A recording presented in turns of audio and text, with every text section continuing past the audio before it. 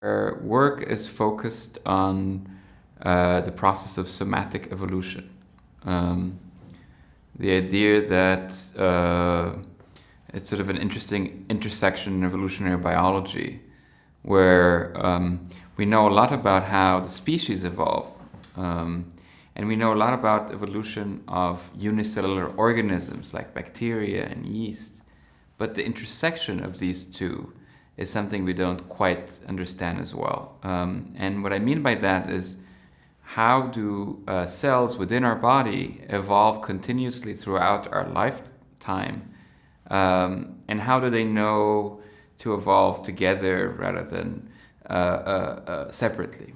And cancer represents an accelerated form of this process, where the sort of a cell sort of rescinds the multicellular contract and starts to evolve independently. And I'm very fascinated by this process. And particularly CLL, chronic lymphocytic leukemia, offers us a chance to study this directly in patients. We can take samples, we can do this longitudinally over time, and really kind of characterize this process of somatic evolution in a very fine detail. The other side of this is that we can also use this type of information to think about better therapeutic approaches. So because we understand this problem as an evolutionary problem, we can come up with data science approaches to tailor the therapy to directly anticipate and address evolution.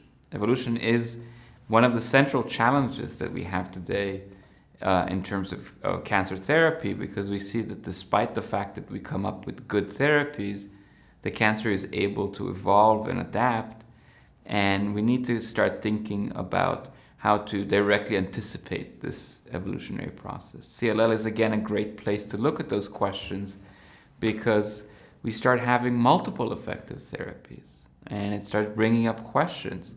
How do we combine them? Do we give a little bit of one, a lot of the other way around?